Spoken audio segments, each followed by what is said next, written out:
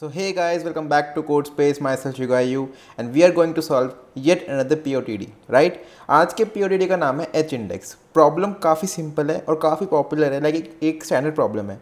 तो इंटरव्यूअर सीधा जाके H इंडेक्स पूछ लेता है. आपको इस क्वेश्चन को एक बार करना ही पड़ेगा. इसकी जो वर्डिंग है ना वो थोड़ी कंफ्यूजिंग है. लेट अस सी इसकी वर्डिंग क्या है. ओके, सो क्वेश्चन कहता है कि you are given an array citations where each element citations I represents the number of citations received by the ith paper of a researcher. So आपको एक array given होगा, उसके ith index पे जो भी वैल्यू है दैट मीन्स उस ith paper के लिए उतनी नंबर ऑफ रिव्यूज़ आए हैं, राइट? इतने नंबर ऑफ साइटेशंस आए हैं. You have to calculate the researcher's H index. उसके बाद एच इंडेक्स की डेफिनेशन गिवन है कि it is the maximum value H. Maximum value H मतलब एक वैल्यू को मैक्सिमाइज करना है such that researcher has published at least H papers. उसने कम से कम एच पेपर रिसर्च किया. एच हमारा आंसर भी है, उसने एटलीस्ट एच पेपर पब्लिश भी किए हो and all those papers have citation value greater than और इक्वल टू एच, राइट? यहाँ पे थोड़ा कंफ्यूज हो जाता है बंदा कि एच इंडेक्स एक्चुअल में है क्या. सो वही हम डिस्कस करेंगे. एक बार आपको एच इंडेक्स समझ में आ जाता है तो question is a cake walk. काफ़ी इजीली इसका आप कर लोगे. फॉर एग्जाम्पल उस रिसर्चर के पास ये वाला एरे है 5 1 2 4 1. दैट मीन्स 0th पेपर को 5 साइटेशंस मिली, फर्स्ट पेपर को 1, सेकेंड पेपर को 2, थर्ड पेपर को 4 एंड फोर्थ पेपर को first 1, right?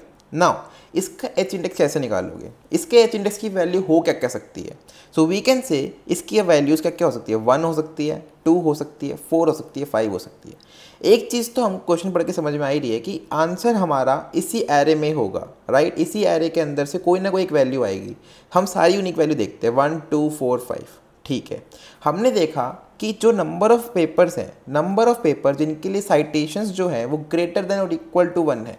Greater than equal to 1 के लिए कितने केसेस हैं? 1 2 3 4 5. I have 5 papers. Greater than equal to 2 कितने हैं? 1 2 3, right? Greater than equal to 4 कितने हैं? सिर्फ 2. और ग्रेटर देन इक्वल टू 5 कितने हैं? सिर्फ 1, राइट? सो हमको पता चल रहा है कि 1 के केस में अगर मैं अपना एच इंडेक्स 1 को बनाऊं तो मेरे को 5 मतलब कि आई हैव टू, मतलब एच इंडेक्स क्या बोल रहा था कि H citations greater than H papers with at least H citations. फिर से मैं बोल रहा हूँ, greater than equal to H paper जिनके पास एच साइटेशंस एटलीस्ट हो, वो हमारा एच इंडेक्स हो जाएगा. तो 1 के केस में अगर हम एच इंडेक्स अपना 1 को बना रहे हैं तो we already have 5 which is greater than 1. So we can say this is a potential answer. 2 के केस में it is 3 potential answer, but 4 के केस में it is 2. So 4 is less than 2, ये नहीं चलेगा. 5 is less than 1, sorry 5 is greater than 1, ये भी नहीं चलेगा. सो 1 और 2 can be are answers, but हमको मैक्सिमम वैल्यू देनी है. मैक्सिमम वैल्यू क्या है? 2. We will say our answer is 2. As simple as that. हो क्या रहा है ना, आपको बताना है कि हर वैल्यू के कॉरस्पॉन्डिंग कितनी वैल्यूज़ हैं जो कि greater than equal to that particular value है, राइट? हमने क्या कैलकुलेट किया? हमने देखा कि 1 के कॉरस्पॉन्डिंग कितनी वैल्यूज़ हैं जो कि ग्रेटर देन इक्वल टू 1 है, 2 के corresponding greater than equal to 2, सब कुछ कैलकुलेट कर लिया. अब जो भी मैक्सिमम वैल्यू आ जाती है, आई एम रिपीटिंग अगेन, जो भी मैक्सिमम वैल्यू आ जाती है जिसके लिए जो उसकी वैल्यू है उससे ज़्यादा नंबर्स ऐसे हैं जो कि ग्रेटर देन इक्वल टू उतना नंबर है, that becomes our answer. So what we will do is we will just say that हमारा एरे क्या है? 5 1 2 4 1.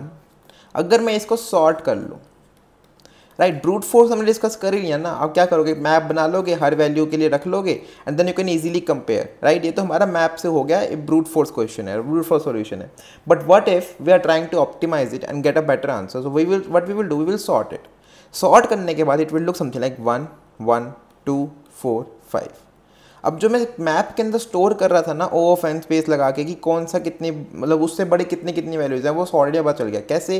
1 के कॉरस्पॉन्डिंग जो सारी आगे की वैल्यूज़ हैं वो ग्रेटर देन इक्वल टू 1 ही है. इसके लिए ग्रेटर देन इक्वल टू 1 ही है. 2 के लिए ग्रेटर देन इक्वल टू 2, 4 के लिए ग्रेटर देन इक्वल टू 4, 5 के लिए greater than equal to 5.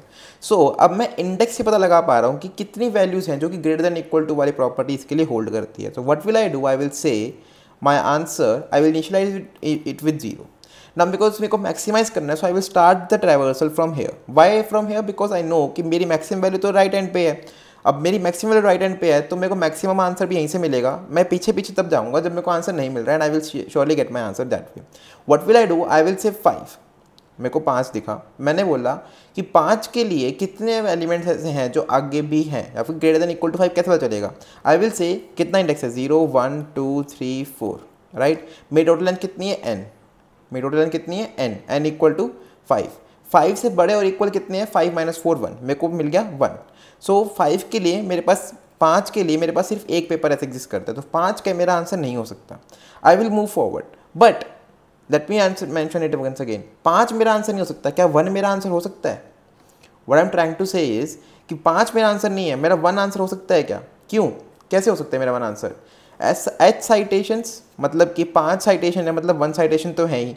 Greater than equal to 1 मतलब 5 है, एक पेपर है एग्जिस्ट करता है ऐसा, तो 1 भी एग्जिस्ट करता है। व्हाट विल आई से 5 और 1 में से मिनिमम चूज कर लो। इनका मिनिमम क्या है 1, और अपने आंसर से कंपेयर कर लो। आंसर अभी 0 है तो आंसर को अपडेट करके 1 कर लो, right. We will move here to 4। हम बोलेंगे अब कितनी है, तो 4 - 3 मेरे पास, सॉरी 5 - 3 मेरे पास दो वैल्यूज ऐसी हैं जो कि 4 से बड़ी या छोटी है, right. I will just compare 4 and 2, I will say minimum among them is 2 but this 2 is greater than the answer, so इसको अपडेट कर लेंगे हम, right. We will go to 2, we will say कितनी वैल्यूज आपसे बड़ी या equal है, तो इट विल से कि 5 में से 2 गया, इंडेक्स 2 गया, मेरे पास 3 वैल्यूज ऐसी हैं 2 4 5, राइट। बट वी विल से बोलेंगे हम 2 और 3 में से मिनिमम क्या है, 2 और 3 में से मिनिमम क्या है, हम बोलेंगे 2 मिनिमम है, हम बोलेंगे 2 मिनिमम है, ओके 2 को 2 ही रखा है हमने।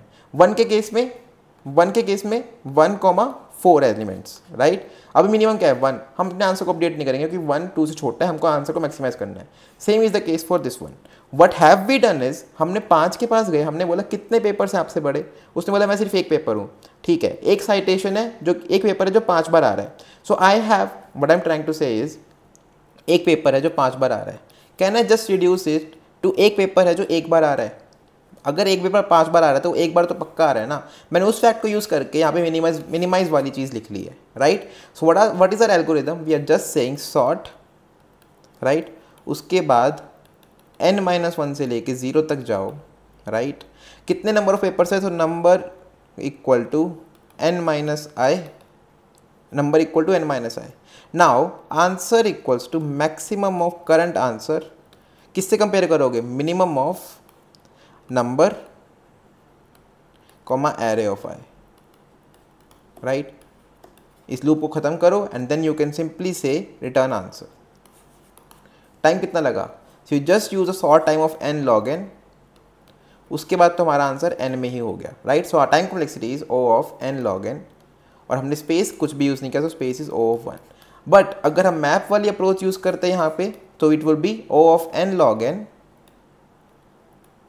with O of n space, right. हमको दिख रहा है कि हमारे नीचे वाली अप्रोच ऑप्टिमाइज क्यों है और ऊपर वाली अप्रोच ब्रूट फोर्स क्यों है, it is just because of the space. Time दोनों जगह सेम लग रहा है, okay. So we ready for the coding, okay.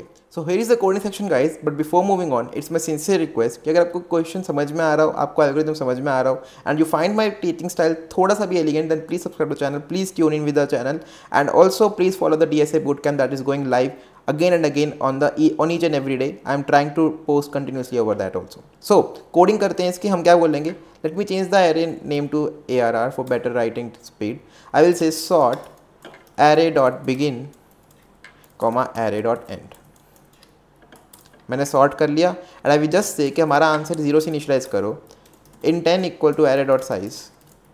अब राइट से ट्रैवर्स करना चालू करो। वट वैसे फॉर दैट मैटर बिकॉज हम मैक्सिमम मिनिमम यूज़ कर रही है, राइट से ट्रैवर्स मत भी करो, कोई फर्क नहीं पड़ता। We can use the conventional left to right also. So i equal to 0, i less than n, i plus plus. What we will do, we will say number like number of citation जो उससे बड़ी और equal to है वो कितनी है, n-i। Now answer equals to maximum of current answer, compare किससे करेंगे, minimum of number comma we will use the current value of i, that is array of i, and we will just return our answer. As simple as that. Let us try to run it and see if it is working fine for sample test case. इससे थोड़ा और optimise हो जाता है, कहीं पे हम break कर देते हैं जाके, but I am not preferring that, why, because time complexity उसमें सेम रहती है। So what do we do is, वैसे हमको कोई आंसर मिलता है जहाँ पे लाइक वैल्यूज मैच करती है, वहीं पे ब्रेक कर देते हैं, but don't go in to that because उससे कोई फर्क नहीं पड़ता है, the answer will get submitted anyhow. Let us try to submit it and see if it is working fine for all the test cases. Okay, it is getting accepted. So thank you for watching. Hope you liked it and please make sure to like and subscribe to our channel. Thank you. Have a nice day.